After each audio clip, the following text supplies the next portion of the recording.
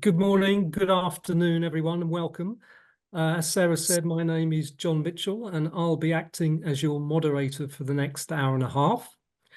It's great to see people logging on. I understand that we have a huge amount of experience and knowledge at our disposal today, and I'm sure we're going to have some excellent discussions. In fact, we were very oversubscribed for this event, and I think the high level of interest reflects the importance of what we're going to be doing today. And I'll say a little bit more about this later. But first, let me bring you up to date on our process. We have now completed a very comprehensive series of consultations to gather information about the application of the OECD DAC criteria. And this has given us a good understanding of how the criteria have been used, both the positives and the negatives. And we also have some clear ideas for adapting the guide to find more precision when assessing humanitarian performance. We've also thought a lot about how to ensure that the criteria are sensitive to the changes and the developments that are shaping a new understanding of humanitarian action.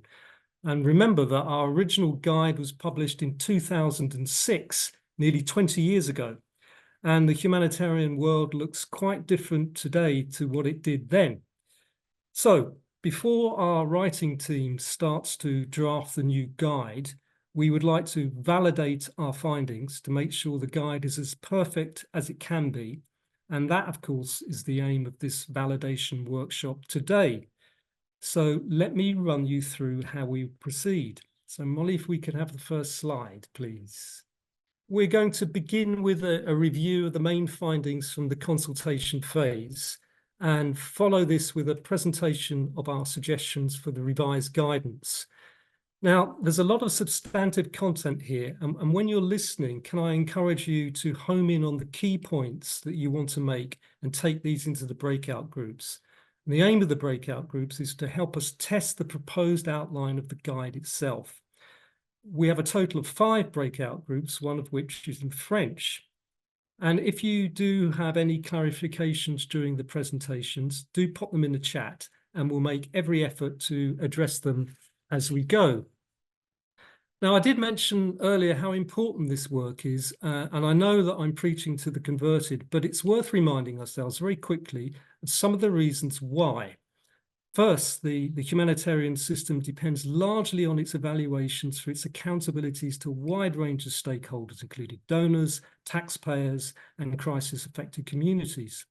And secondly, evaluations play a key role in learning and bringing about changes and improvements in the system. And the precision and the use of the OECD DAC criteria are critical in this respect. And it's also the case that the criteria provide the fundamental epistemological basis for shaping a collective understanding of humanitarian action itself. So in this sense, there's a lot at stake. So after that rather big idea, I'll move on to something a little more prosaic, namely a few housekeeping points. Can we have the... Perfect, thank you. So please keep your microphone and video disabled.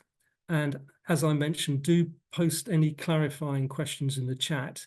And please note that the event will be recorded except for the breakout groups. And I understand that the recording will be posted on the ALNAP website, so you can all look at it later. And with that, let me briefly introduce our speakers today. Next slide, please. Let's start with Margie Buchanan-Smith, who, as many of you know, is a leading evaluator of humanitarian action with more than 30 years' experience. Margie co-authored the 2016 ALNAP Guide to the Evaluation of Humanitarian Action, and also the recent UNEG Guide on integrating humanitarian principles in the evaluation of humanitarian action. Next up is Pamela Combonido, and I apologize for any clunky pronunciation there. Pam is a leader in the Humanitarian Advisory Group and is based in the Philippines. She's over 10 years experience in applied research, specializing in issues of inequalities in the humanitarian sector and making evaluation findings accessible to communities. And Pam will be co-authoring the guide with Margie. And last but not least, Sarah Garby is a research fellow at ALNAP and is the research lead for the revision for this ALNAP guide. Sarah has over 15 years experience in the humanitarian development sectors and is an evaluation expert. She also is an expert and has experience in program management and in research. So without further ado, I'm going to hand you over to Sarah. Sarah, please, over to you. Thank you so much, John, and thank you for those introductory words. Hi, everyone. As mentioned, my name is Sarah Garby, and I'm the research lead for the update of this particular guidance at ALNAP. Next slide, please. So I will now provide you with a quick overview of the revision process and present the main findings from the consultation phase. Just as a quick reminder, our current guide on using the OECD DAC evaluation criteria in humanitarian evaluation was published all the way back in 2006, which is 18 years ago. It does remain one of our most popular guides. It's still being downloaded very frequently. But obviously, since then, language and concepts have changed, and so has the definition of the criteria. A couple of years ago, we therefore decided to update the guide. Next slide, please.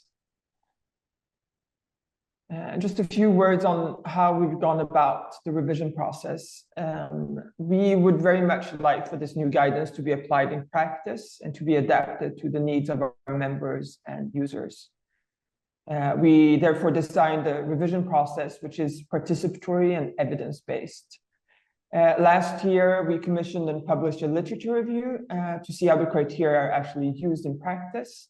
It's available on our website with summaries in different languages, including Spanish, French, and Arabic.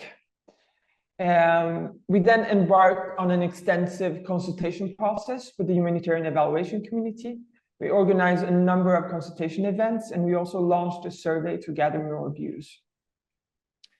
The next step, oh, sorry, you can go back. After having done all these consultations, we analyzed the data. So we spent the last few months analyzing the data. And today we are validating some of these findings and the proposed outline that we have for the new guidance. Once we analyze your feedback today, we'll start drafting the new guidance. Next slide, please. If I just give you a very short overview of the consultation phase that some of you participated in, we had overall nine consultation events. 5 of those were online, 4 were face-to-face. They were organized in Arabic, English, and French, and in total we had over 500 participants. We also launched a global online survey, which was available in Arabic, English, French, and Spanish, and we had a total of 331 responses to the survey. So based on all these events and all of the responses from the survey, we have now analyzed that data, and I'll just give you a very quick overview of the findings from that data. Obviously, there is a lot of richness in the material and a lot of details that I won't be able to go into today, but so these are just the main kind of trends that we saw during the consultation phase. Next slide, please. One of the main questions we asked you and we asked ourselves going into this journey on revising the guidance was if we should still align with the OECD DAC criteria, evaluation criteria. And both in the events and in the survey, a vast majority of respondents and participants thought it was important or very important to align with the OECD DAC guidance. Perhaps a bit surprisingly, respondents based in Africa, Middle East, and Asia favored alignment more than respondents based in Europe. And evaluators favored alignment more than commissioners. The main reasons participants and respondents thought that we should, for why we should align to OECD DAC criteria was to promote links to the triple nexus, to promote harmony and unity and avoid confusion, and to enhance the credibility of the evaluation of humanitarian action. For those not agreeing with alignment, they argued that it would be preferable to align to the CHS, the core humanitarian standards, and that if we didn't align, that would enable to break the dominance of the global north, as well as promote the evaluation of transformational change.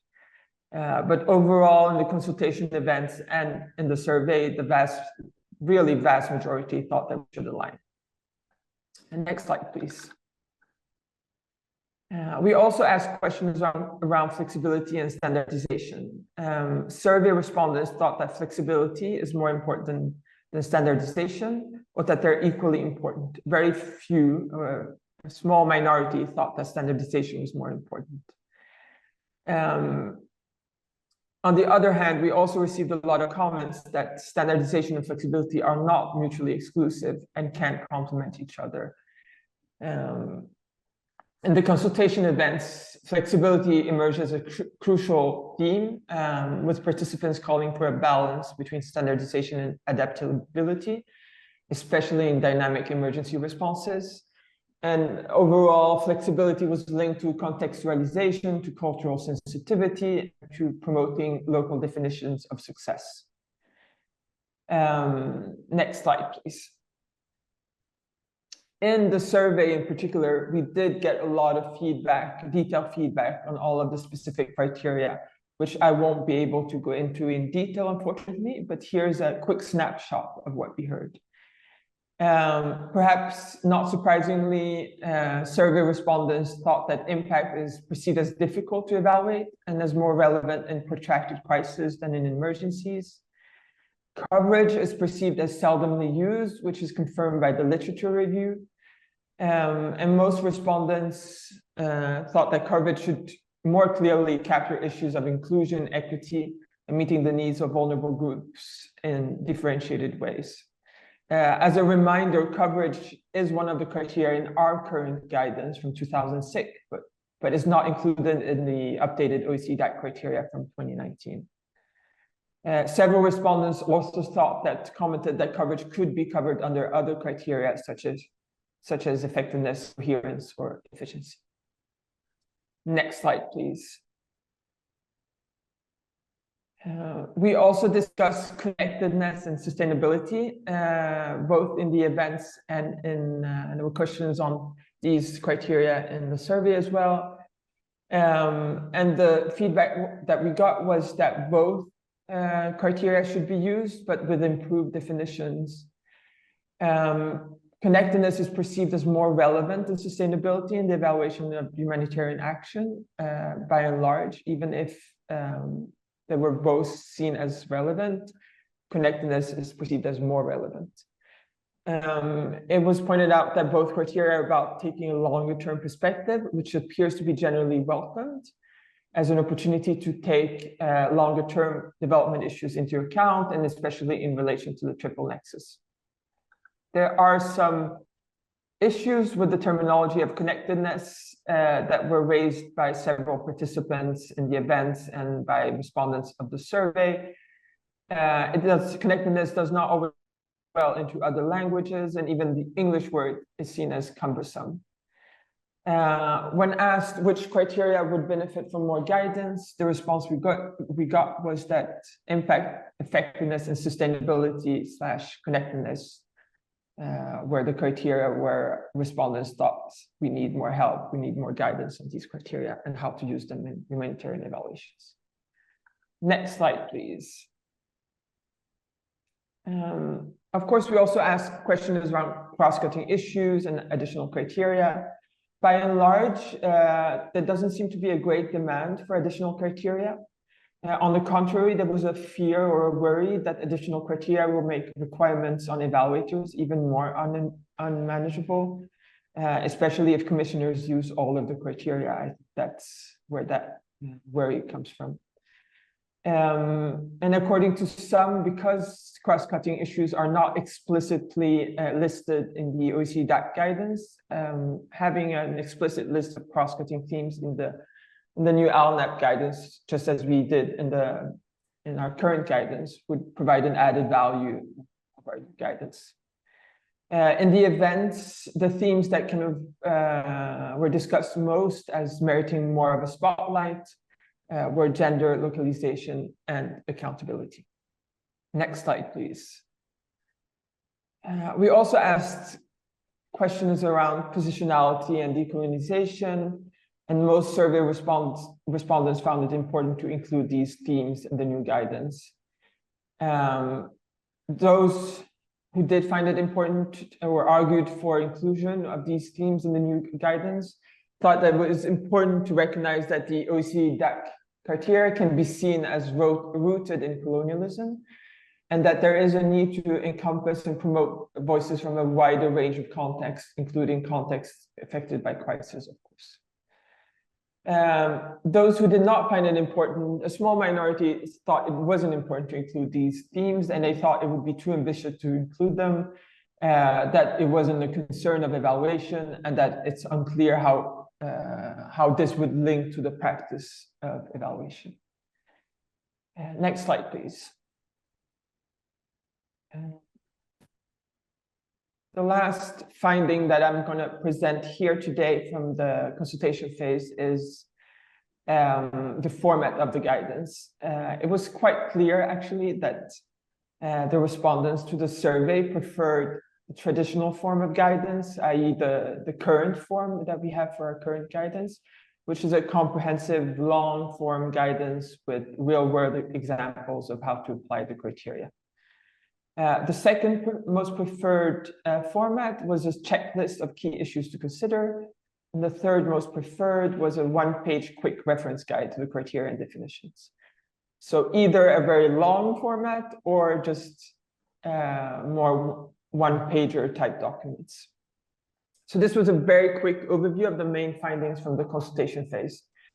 And we'll, of course, use these findings to help us draft the new guidance.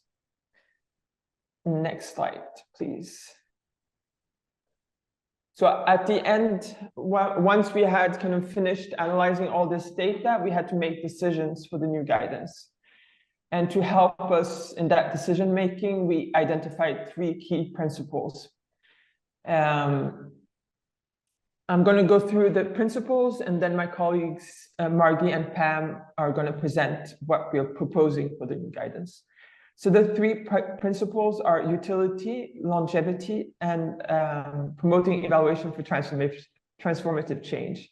The utility, I think, is quite straightforward. We want to make sure the guidance is as useful as possible to a broad range of users, and that includes experience in emerging evaluators, commissioners, and evaluation users.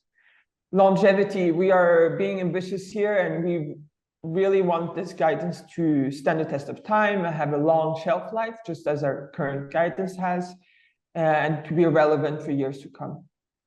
And the third principle that we identified as key for the decisions that we made for the new guidance was that we really want to see evaluation as a tool for transformational change, and we want evaluations to contribute to the change needed in the humanitarian sector by pushing the envelope in certain key areas that we have identified.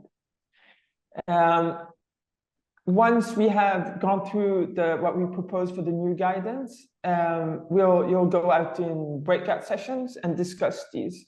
So I would urge you to kind of take notes, and we are going to ask you what you think worked and what you think doesn't work in the new guidance. So please take note during the presentation and then share your thoughts in the breakout session. This is very important for us to have kind of your honest opinion on what we are thinking, and if anything is unclear, please take note of that as well. But if you have any clarifying questions, please put those in the chat, and we'll do our best to answer those. With that, I'll hand over to my colleague Margie. Thank you. Great, thanks very much, Sarah. So if we could move to the next slide.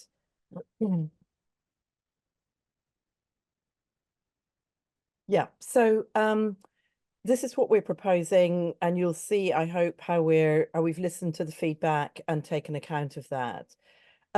So we're proposing that the revised guidance, it will be partially aligned with the OECD DAC guidance, in many ways quite similar to the 2006 guide. So we're proposing to use many of the same criteria as the OECD DAC criteria, but with some definitions tweaked, with some adjustments to make them appropriate for the humanitarian sector. And I just want to remind everybody of what the criteria are.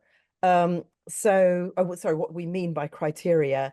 So criteria, drawing on how OECD DAC describe them, they're high-level concepts that provide a normative framework to determine the merit or worth of an intervention.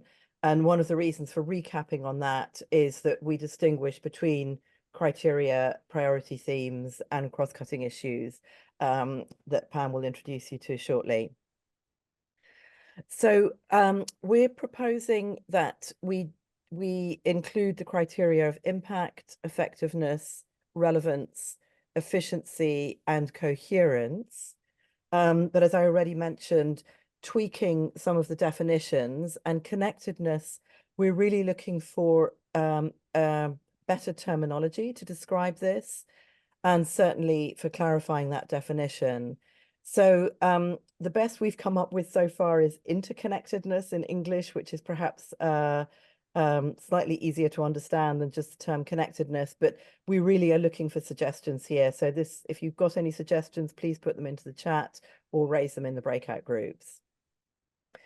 Coverage and inclusion, as you heard from Sarah, coverage is actually rather poorly used as a criteria at the moment, but we do think it is actually a very important criterion, so we want to keep it, but again, look at how to adapt it to make it more relevant to humanitarian action today. And so this is where we're going to look at how we can bring inclusion much more clearly into this criterion of coverage, inclusion and equity. And also, I think we're probably all super aware of the challenges the humanitarian sector is under with funding cuts whilst needs just continue to rise. So we think this would be an opportunity to look at issues of prioritization and targeting under coverage. Of course, it's not the only criterion where that would appear, but we think that would be a really important place to look at that.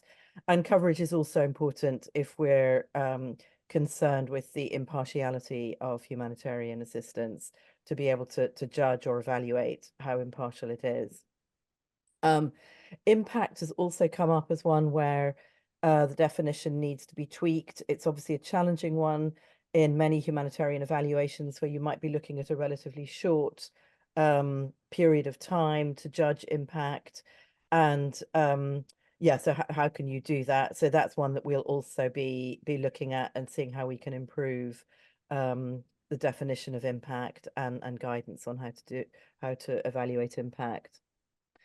And then we're proposing to stick with this connectedness criterion, but under a different, using different terminology.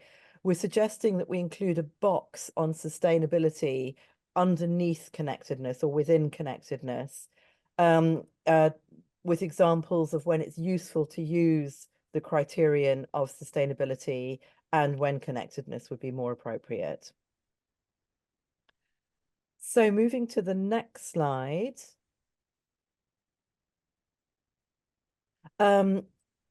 Again, responding to what's come through in the consultations and in the survey, we really want to emphasize flexibility in the application of the criteria. And I'm sure many people on the call will be aware of the kind of shopping list approach to the evaluation criteria, where those designing an evaluation may feel that they have to use every single criterion, and that's not always appropriate. So a couple of things we're proposing here is to really include the concept and encourage flexibility in the title that we choose, and that will that's very much in line with how the OECD DAC have developed some of their publications. Some of you may be aware of their publication called Applying Evaluation Criteria Thoughtfully. So we really want to continue that theme of being thoughtful and not mechanistic in the way that the criteria are applied. We're going to have a chapter on being utilization focused right at the beginning of the guidance, and we'll include some guidance there on how to select the criteria, and again, discouraging the sort of shopping list tick box approach, but encouraging a much more thoughtful approach and flexibility, you know, within the overall framework of the criteria. And then yeah, encouraging sort of contextualization and tailoring to the needs of evaluation users. We really want to emphasize that throughout the whole guidance. So moving to the next slide. And sorry, just on that last one thing to add is because there are criticisms of the evaluation criteria as a normative framework, we hope that by promoting a much more utilization focused approach, that we'll be able to address some of those criticisms, and by encouraging greater flexibility within an overall standardized framework. So yeah, on you know, what we're planning to, how we're planning to kind of formulate the guidance, we want to make it as practical as possible. So it'll be focused, as the 2006 guide was, on how to apply each criteria in humanitarian context. And it's just a reminder that it's not a detailed guide on methods and methodology. So it's not being written to replace the 2016 EHA guide. But again, in response to the feedback and what we know has worked from other guides that have been written, we will include good practice examples. We'll be looking for a really wide range of good practice examples to make sure that we're drawing on examples from a whole range of different humanitarian actors, from international humanitarian actors and from national. So we will be looking for good practice examples. We may be coming back to you on that one. And we'll also include some sample evaluation questions for the different criteria. So that's again responding to what people have asked for. But we'll probably avoid talking about indicators, because that again could encourage a somewhat mechanistic approach. And it seems more important to get the questions right, rather than in a guide like this, get right down into the weeds. Moving to the next slide. Okay, I'm going to hand over to Pam here. All right, thanks, Margie. One of our key proposals as well is that the revised guidance will include a focused list of priority themes to support transformational change for the sector. So these themes include putting affected people at the center, supporting locally led humanitarian action, and considerations of the environment and climate change. As Sarah previously mentioned, these themes stood out strongly during the consultation process and in the qualitative response to the survey data, with many respondents noting that these are the areas that the sector needs to adapt and change.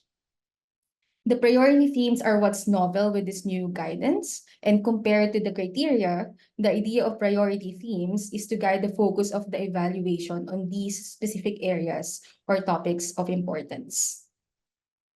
As mentioned, these priority themes are important because we're hoping that through these themes, we are proposing a way for EHA to make a contribution to transformational change in the humanitarian sector.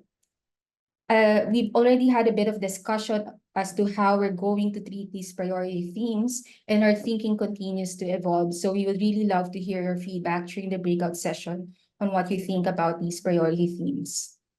But for now, what we've discussed is that we want to do something more comprehensive for each of the priority theme. Exactly what this would look like in the guidance is still under discussion. Next slide, please. We're also proposing that the revised guidance will include a focus list of cross-cutting issues, which will be integrated through signposting under each criteria. So these issues include gender equality, decolonization and positionality, adaptiveness or adaptive management. What we mean by signposting is that these issues will be systematically integrated throughout. And this means that within each specific criteria, there will be explicit references or markers pointing them to the cross-cutting issues. This approach ensures that these issues are consistently and clearly addressed, making it easier for users to consider these issues as they work through each of the criteria. We will also be, as Margie mentioned, we will also be looking for good practice examples. So if you can also share some good practice examples of how some of these cross-cutting issues have been addressed in EHAs, we would also love to hear from you. You may also be wondering, okay, what's the difference between priority themes and cross-cutting issues? They're quite different. Cross-cutting issues are weaved throughout the criteria, whereas the priority themes will be spotlighted in the guidance. We've also been hearing some feedback on terminology, so we'd also love to hear what you think about this and the way we frame some of these issues. Over to you, Margie. Great, thanks. So moving to the next slide. One of the things we've been giving some thought to is how do these criteria, how do they relate to other frameworks, recognizing that not everybody, not every actor, not every organization has chosen to use the criteria. So we've identified two alternative frameworks in particular. They're both rather different. First of all, the core humanitarian standard, which we know are preferred by some, particularly by some NGOs, as being more kind of concrete and operational. So let me take that one first. We propose in the utilization, the chapter on utilization focused approaches, we propose to explain and describe how the CHS quality standards can relate to the evaluation criteria. So that's where we want to show that there is some overlap and crossover between them. Then secondly, there's the normative framework, some actors more like a legal framework, which is humanitarian principles.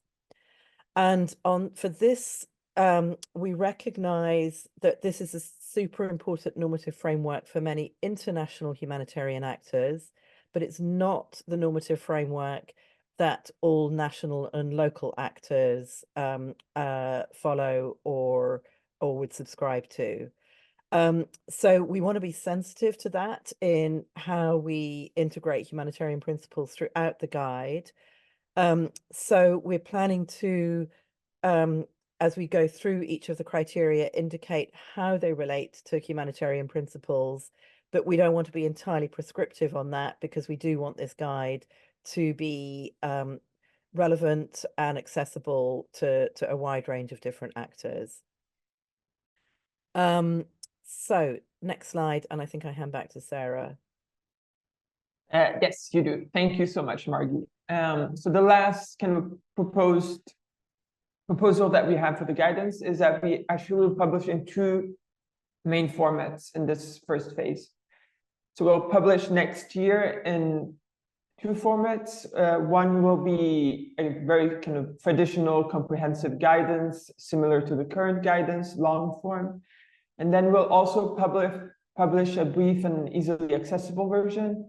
Exactly what that will look like is still, we're still working on that, but it might be a checklist of key issues or just a one page with criteria and definitions, or both. We're also considering publishing different formats in terms of the short format and adapting those to different roles in evaluations, i.e. a format for short format checklist for commissioners and a short checklist for evaluators. Next slide, please. So that was it for what we're proposing. You will now move into group discussions. And we really want your honest feedback on what we just presented. There'll be 5 groups. 4 of those will be in English and 1 will be in French. So if you're an English speaker, please pick one of the English groups, and the Francophone participants can choose the Francophone group, which is number 5. we'll try to get as even as possible number of participants in each group. So if you might get reassigned in the first minute, so don't panic if you moved from one group to the other. It's just we're trying to have an even distribution of participants. In each group, you'll find a facilitator who will guide the conversation and who will report back to the plenary, and you'll have 20 minutes to discuss. So David, you can launch the groups now. Sarah, thank you very much. I understand there may have been a few logistical complications in getting the groups going. So I suspect there wasn't an enormous amount of time to discuss. But we have about half an hour left. And so it would be great to get the 2 or 3 key points from each of the groups. And then maybe just at the end, we just have time to have a very short discussion around them. So if we can get going with the feedback, as I say, can you if you can keep it to 3 minutes, absolute 3 minutes maximum, that would be great. 2 or 3 key points. And could we start with, can we go to Mikael first? Is that possible? Mikael, are you ready? Yes. Perfect. No Thank you so much. So, all right, the 20 minutes or a bit less literally flew by. Only 4 or 5 people actually had an opportunity to speak, but overall, it seems like the participants in my group were happy with in general how the process is going and what is proposed for the next steps. An important issue and really where guidance will be needed in the new guidance is also on prioritization of the questions and the criteria to be used. So Margie mentioned flexibility, but actually the guidance should also be clear on what the implications are of the choices that are being made in terms of what criteria to prioritize in a given evaluation.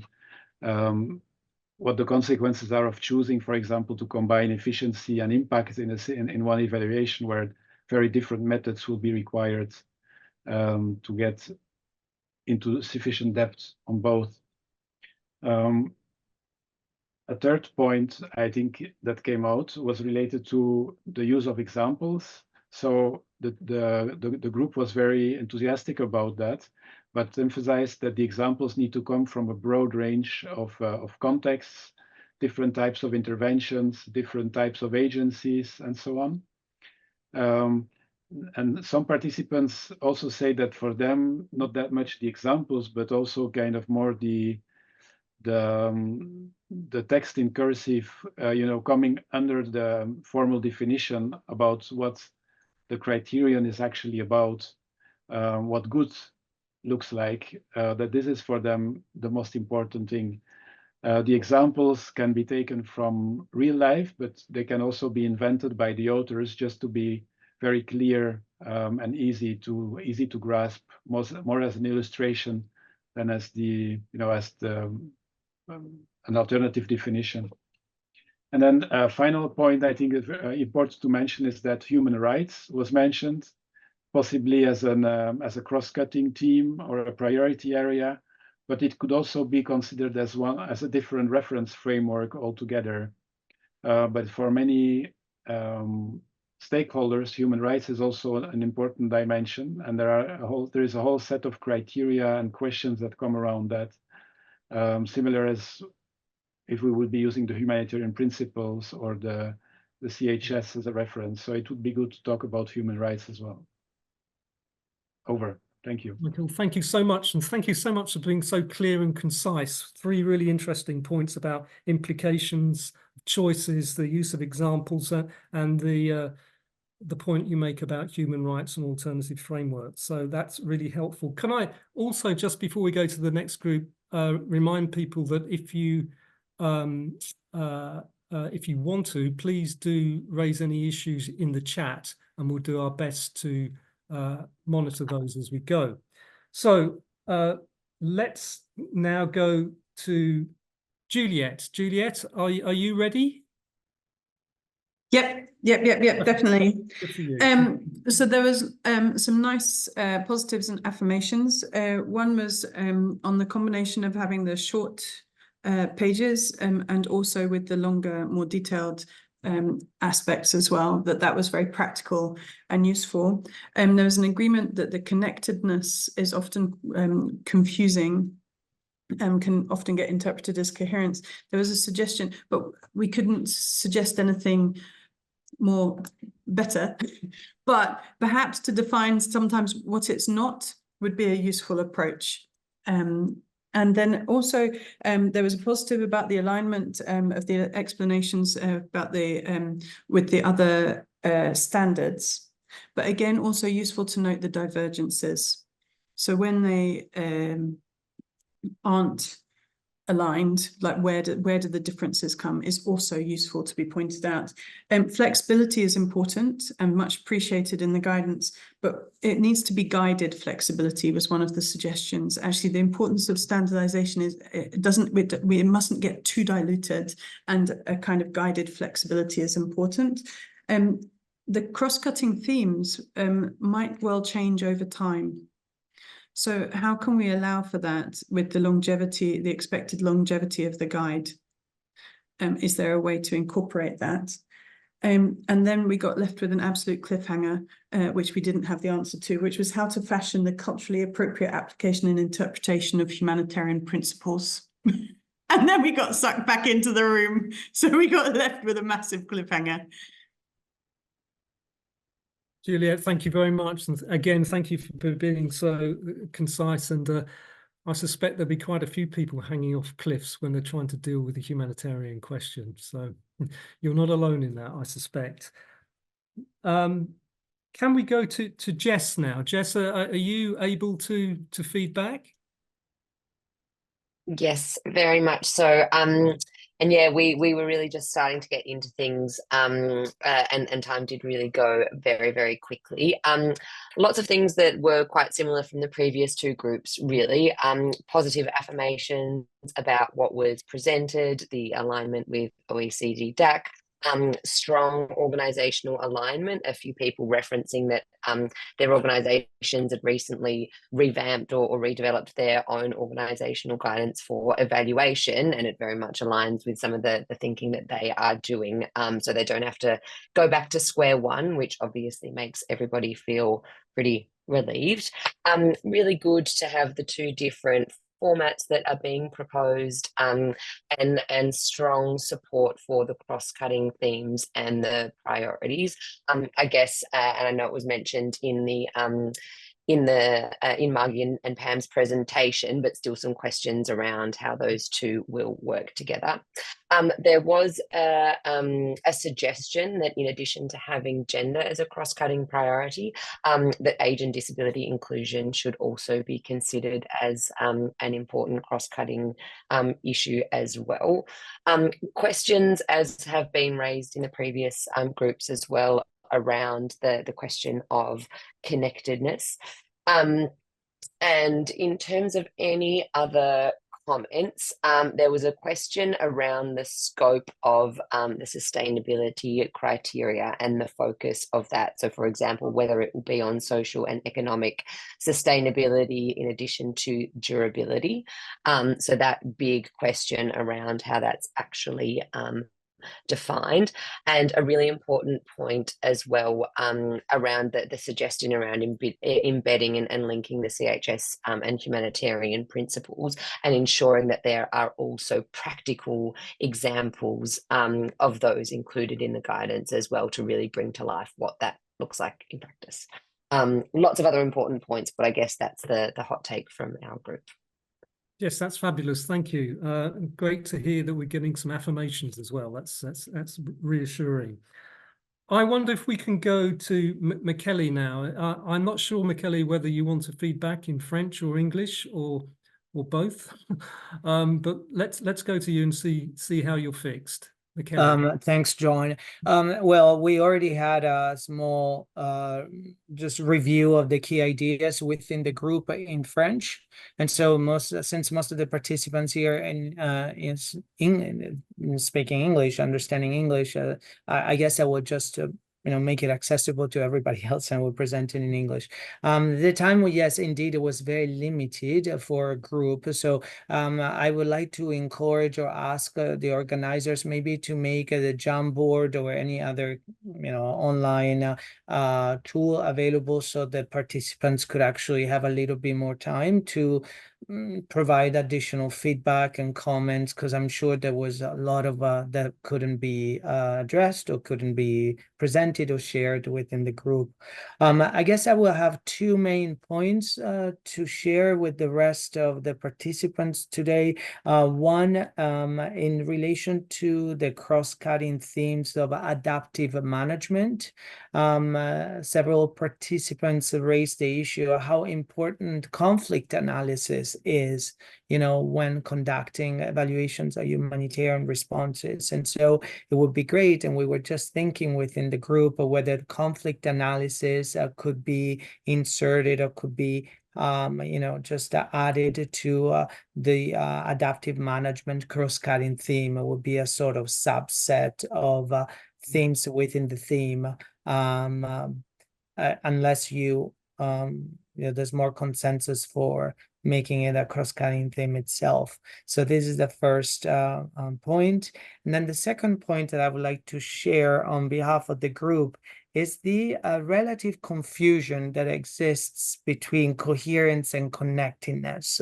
So if we look at the definition of coherence, according to the current guidance, if I'm not mistaken, is the extent to which the intervention basically that we are evaluating of the policy is compatible with other interventions in the country, sector, or institutional level, right? So we were just wondering, for just the sake of us streamlining or some of this criteria or some of these guiding principles, whether we could actually merge coherence and connectedness.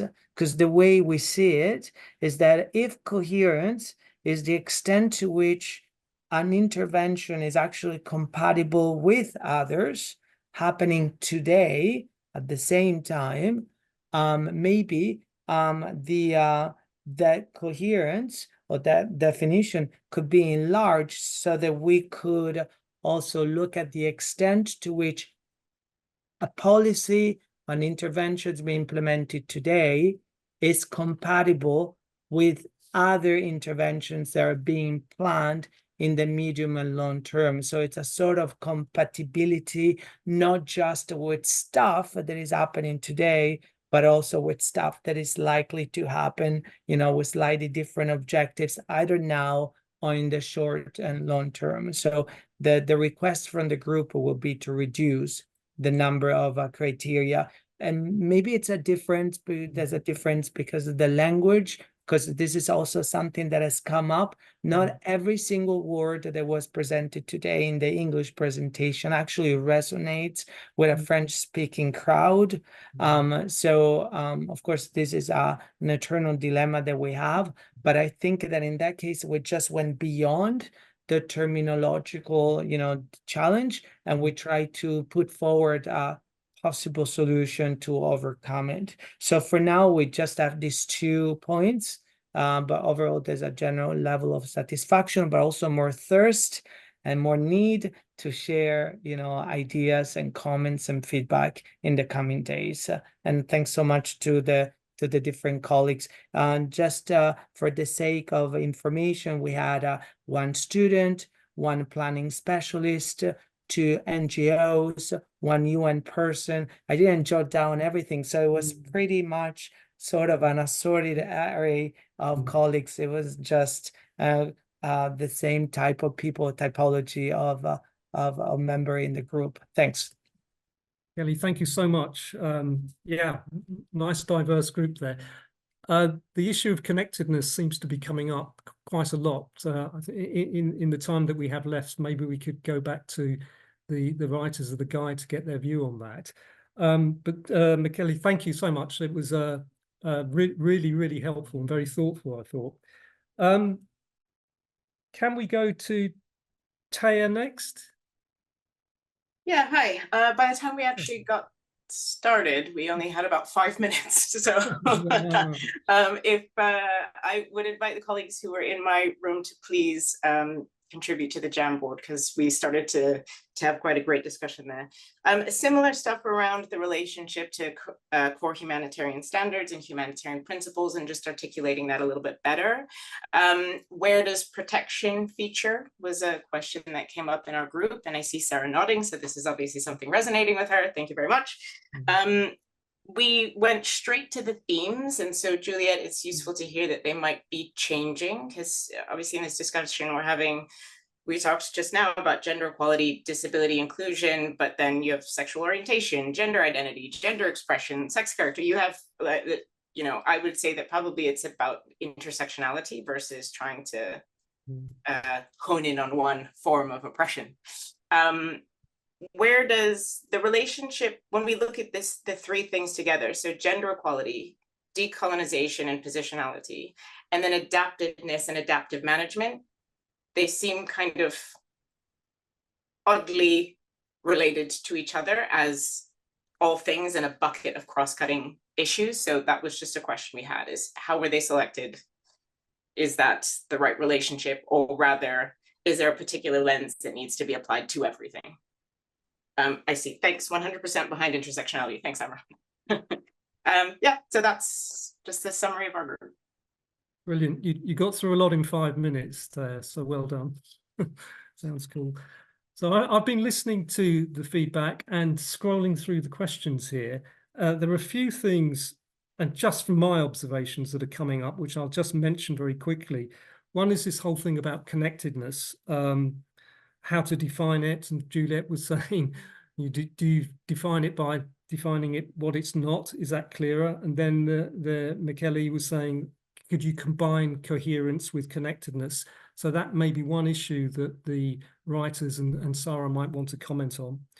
The thing I also see that's coming up, humanitarian principles, people are hanging off cliffs about this. The idea of protection is also linked with that. And so that may be something that we want to touch on in the time that we have left. And thirdly, the issues around gender and decolonization and intersectionality are coming up as well. So I would suggest at this point, I'm only doing this as a suggestion, but maybe Margie might like to comment. I think she's well placed to comment on the issue around protection and humanitarian principles, if you're able to, Margie. Sarah might like to comment on the issue around connectedness and coherence, and Pam might like to comment on gender and decolonization. But if you don't want to follow those suggestions, please feel absolutely free. But over to the group to comment on what they've heard so far. Shall I jump in first, John, as you Please do, Margie. Yeah. Sorry to put you on the spot. Not there, at all. I think you're well placed to answer some of those on principle. And I'm afraid I really realized that I leapt through coherence and connectedness very quickly in the presentation, because it's something we've discussed, as you can imagine, quite a lot within the team. Do you mind if I take that question? If yeah. I'll be led by you. I mean, coherence is the way it was defined back in 2006. That there's a long history to that, which goes back to the Rwanda crisis and the Rwanda genocide, and I think the way that coherence has been used is actually very different from how it's defined in that 2006 guide. But how it's mostly seems to have been used, and this came through, I think, in the feedback. Coherence is currently considered as internal coherence within an organization's own policies and standards. So there's an internal dimension, and then there's an external coherence with other actors and standards. And this is possibly where issues of coordination would fit. But you know what you have said about looking at coherence and connectedness, could they come together? I mean, it's certainly something we can take away and look at. But I just wanted to clarify that I think how coherence is currently used is internal coherence within an organization's policy and standards, external with other actors and standards, and then connectedness. There's two key dimensions to that also came through in the consultation, which is a temporal dimension, and this is where there's an opportunity to look at the nexus, I think, and a relational both of them relate to the nexus, but there's a temporal dimension to it and a relational dimension. But I think what we probably need to go away as the authoring team is to kind of like think through these in a little bit more detail, and certainly where concepts are not translating well into other languages, we really need to look at that. Yeah. Margie, thank you. That's really helpful. Was there something else you were about to say, or did I? Well, yeah, I didn't know whether to pick up the protection. Why don't you do that? I think you're well placed to do that. Okay. So those of you who are familiar with the 2006 guide will know that protection was a cross-cutting theme. And it seemed to us that actually protection is an absolutely central part of humanitarian action. So we felt that we should really highlight that. We'll have a very clear definition of what humanitarian action is early in the guide, and that will make it really clear that protection is part of humanitarian action. And then we are planning to make sure that some of our examples through the guide, good practice examples, some of them will come from evaluations of protection. So it just felt like actually we just need to be really clear that protection is part of humanitarian action. So that's how we were planning to address it. Brilliant. Please, people put into the chat if you don't agree with that. Yes. Brilliant. That's really clear. Sarah, Pam, would you like to come in now on any of these issues? I'm happy to come in just to answer the question of how we chose the priority themes and the cross-cutting issues. So these are very much informed by the findings in the consultation process. A lot of people were talking about locally led humanitarian action, decolonization, and other issues. So this is our main basis. But definitely the intersectionality piece is something that we are keen to discuss more. Maybe we can there's something that we can take away and discuss a bit on how we can integrate that in the cross-cutting issues.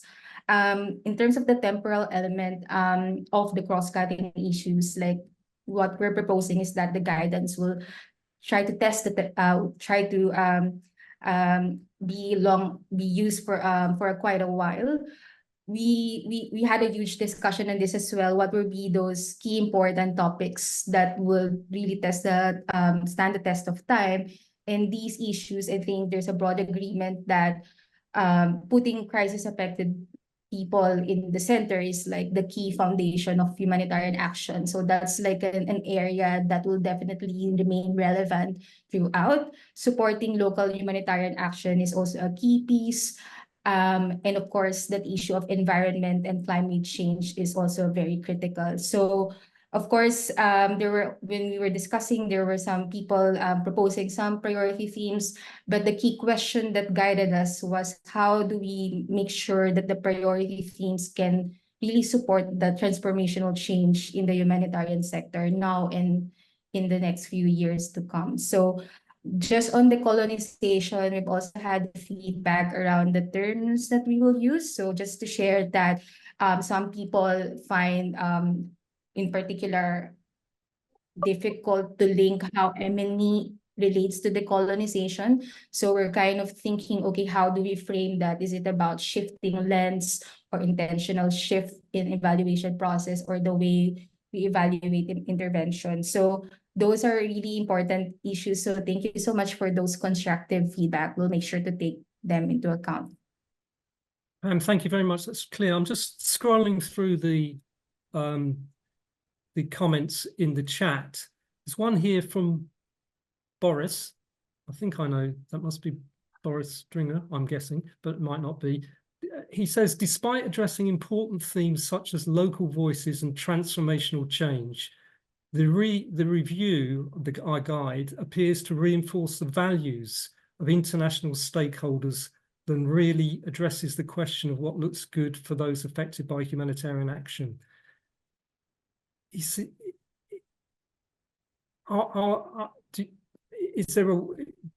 there a way that you could respond to that? Are we inadvertently reinforcing the values of the international stakeholders? That's a very big question in the last few minutes we have. I think what we've made is an attempt to kind of, by introducing the priority themes that we have proposed, is to kind of recenter evaluation practice around effective population and kind of local voices and local capacity. And we're hoping with the full guidance that will be something that the whole guidance is threaded around that perspective, even if we do keep the OECD DAC criteria, that in the guidance itself, we will be able to emphasize that at the center of evaluation practice, at the center of humanitarian action should always be effective population or population in crisis-affected countries. So I'm hoping that we'll be able to live up to that ambition by the time we finish drafting and publish the guidance. So that is our ambition, but it is a fine line to kind of try to find the balance there between the OECD DAC criteria, who do not necessarily always have that perspective, and trying to push centering evaluation more around effective population. We only have a few minutes left. Molly, would you be able to put up the last slide? John, I'm sorry, I'm just taking over here. John. No, you were reading my mind. So Sarah, over to you. Thank you, Molly. We're seeing it in presenter view and not. We're still having the same issue. I can just talk through it. I don't need a slide. So what are the next steps? Obviously, we're going to analyze all this very, very valuable feedback. And so it makes me happy, having been involved with this process for a year, it makes me happy to really to listen to the feedback and to hear all the engagement and so forth. So we'll take all this feedback into consideration and analyze what you've been saying today. We'll start drafting the new guidance almost immediately during the month of June. Once we've finished the first draft, it will go through a peer review process, but probably by the end of summer, beginning of September, end of August, beginning of September. We'll then finalize the new guidance, and we're hoping that we'll be able to publish in the first quarter of 2025. Obviously, the copy editing and translation will take a few months as well. There were a few suggestions in the chat on resources and good practice examples, I think, that could be valuable to us. Please do not hesitate in contacting us at evalcriteria@alnap.org. If you have any resources that you would like to share, or if you have any other comments or feedback that you want to give to us.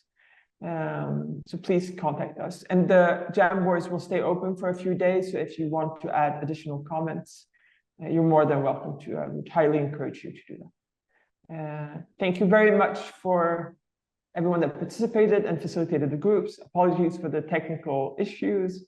I'll hand over to John for the last word. Well, the last word really is just to thank you and to thank Pam and Margie for the presentations, and also all the technical support that ALNAP has given to this. But most of all, I think, is to thank all of you, the participants, because your contributions are really, really valuable, and I know they'll be taken very, very, very seriously and will make a great contribution to the final guide itself. So I think, Sarah, unless there's any last key points. I will wish you all a very happy and productive rest of day, and look forward to being in contact as we move forward. Bye, everyone. Bye. Thank you very much.